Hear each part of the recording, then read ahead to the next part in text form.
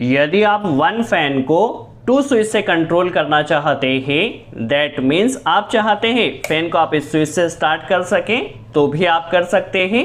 अब आप चाहते हैं आप फैन को इस स्विच से स्टॉप कर सके तो भी आप कर सकते हैं। यदि आप इस स्विच से स्टार्ट करना चाहें और सेकंड स्विच से यदि स्टॉप करना चाहें तो वह भी कर सकते हैं।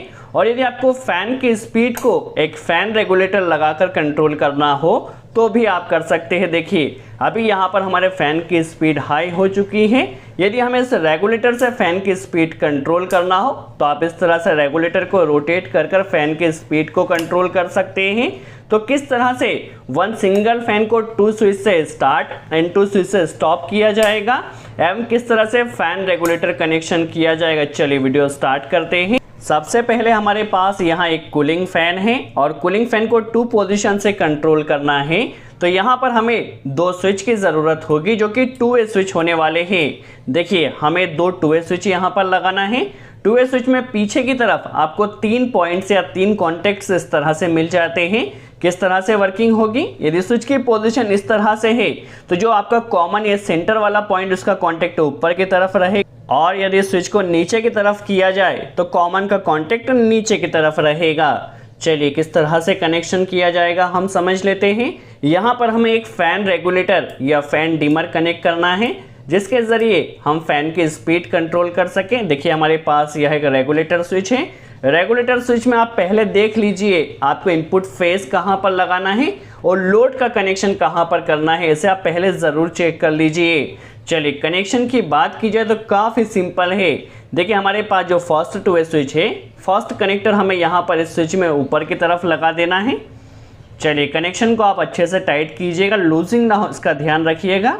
और जो सेकंड टू वे स्विच है तो हमें करना क्या है, ऊपर से ऊपर की तरफ एक लूपिंग कनेक्ट कर देना है।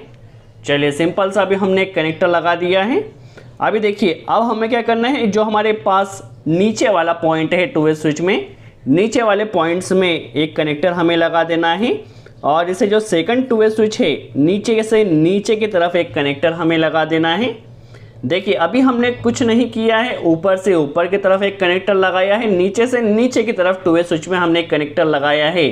अब जो सेकंड स्विच का जो कॉमन पॉइंट है, कॉमन पॉइंट पर रेगुलेटर का आप एक वायर जहां पर इनपुट फेस कनेक्ट करना है उस वायर को लगा दीजिए और रेगुलेटर का जो दूसरा वायर रहेगा उससे हमारे फैन में फेज वायर लगा दीजिए। अब जो फेज वायर है वो टू वे स्विच से कंट्रोल होगा और फैन रेगुलेटर से होता हुआ ये हमारे फैन में जाएगा। टेपिंग आप अच्छे से कर दीजिए, सेफ्टी का ध्यान रखना है। ये हमारे पास इनपुट पावर सप्लाई है। तो फेज वायर सबसे पहले जो फर्स्ट टू वे स्विच का कॉमन पॉइंट है, फर्स्ट टू वे स्विच के कॉमन पॉइंट पर फेज लग जाएगा। देखिए यहाँ पर फेज लग चुका है और जो न्यूट्रल रहेगा उसे फैन में डायरेक्ट कनेक्ट करना होगा क्या, जो हमारा फेज वायर है वो टू वे स्विच से कंट्रोल होकर फैन रेगुलेटर से होता हुआ फैन में जाएगा और जो न्यूट्रल है उसे हम डायरेक्ट कनेक्ट करने वाले हैं। देखिए phase wire two way switch से और रेगुलेटर से होता हुआ गया है, न्यूट्रल डायरेक्ट गया है।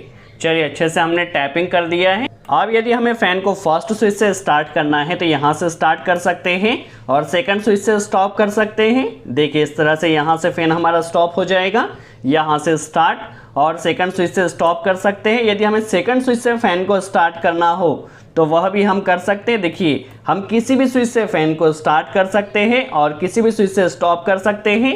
यदि फैन की स्पीड हमें बढ़ाना हो तो इस तरह से डिमर से फैन की स्पीड को हम कंट्रोल कर सकते हैं और यहाँ से इस तरह से स्टॉप भी कर सकते हैं। देखिए यहाँ से अभी स्टॉप हो चुका है। यदि फैन की स्पीड को बढ़ाना हो तो डिमर से हम इस तरह से बढ़ा सकते हैं। देखिए इस तरह से यह कंट्रोल हो रहा है। तो इस तरह से आप एक फैन को दो टू वे स्विच लगाकर टू पोजीशन से कंट्रोल कर सकते हैं और एक वन फैन रेगुलेटर लगाकर फैन की स्पीड को भी कंट्रोल कर सकते हैं। चलिए किस तरह से वर्किंग रहेगी हम समझ लेते हैं। देखिए अभी हमारे पास जो दोनों टू वे स्विच की पोजीशन है वो नीचे की तरफ है। देखिए इस तरह है, दैट मीन्स जो कॉमन का कॉन्टेक्ट है वो ऊपर की तरफ है। ठीक है, अभी हमने क्या किया, फेस को ऑन किया, पावर सप्लाई को ऑन किया। फेस देखिए कॉमन में यहाँ पर आ रहा है, यहाँ से ऊपर की तरफ इसका कांटेक्ट है तो यहाँ पर आया है। यहाँ से यहाँ हमने एक कनेक्टर कनेक्ट किया तो फेज यहाँ पर आया है और न्यूट्रल तो डायरेक्ट जा रहा है और इसका कॉन्टेक्ट कॉमन से है, तो यहाँ से फेज हमारा रेगुलेटर से होता हुआ फैन में जा रहा है। दोनों टू वे स्विच ऑन है तो फेज पास हो रहा है। देखिए स्विच को हमने ऑन कर दिया है। अब क्या होगा, यहाँ से फेज यहाँ पर आ रहा है, देखिए यहाँ तक आ रहा है। अब इस स्विच का कांटेक्ट नीचे की तरफ हो चुका है। देखिए यहाँ से फेज कट हो चुका है, इसका कांटेक्ट नीचे की तरफ हो चुका है, तो हमारा फैन स्टॉप हो चुका है। अभी क्या होगा, जैसे हम इसे यहाँ से स्टार्ट करते हैं तो अब क्या होगा, जो कॉमन का कांटेक्ट है वो नीचे की तरफ है। देखिए फेज यहाँ पर आ रहा है, यहाँ से यहाँ पर फेज आएगा। ऊपर की तरफ से कनेक्शन कट चुका है। देखिए फेज यहाँ नीचे की तरफ ब्लैक वायर में आया है। देखिए आप टेस्टर को ध्यान से वॉच कीजिए, यहाँ से यहाँ पर आए क्योंकि हमने कनेक्टर यहाँ कनेक्ट किया है। अभी स्विच ये है नीचे की तरफ है तो इसका कॉन्टेक्ट यहाँ पर रहेगा, देखिए इस तरह से, और यहाँ से फेज वायर हमारा फैन रेगुलेटर में जाए। यदि हम यहाँ से स्विच को ऑन कर दे तो जो पावर सप्लाई वो यहाँ से कट जाएगी। सो आई होप आपको क्लियर हुआ किस तरह से एक फैन को दो स्विच से कंट्रोल किया जाता है, किस तरह से फैन रेगुलेटर कनेक्शन किया जाता है।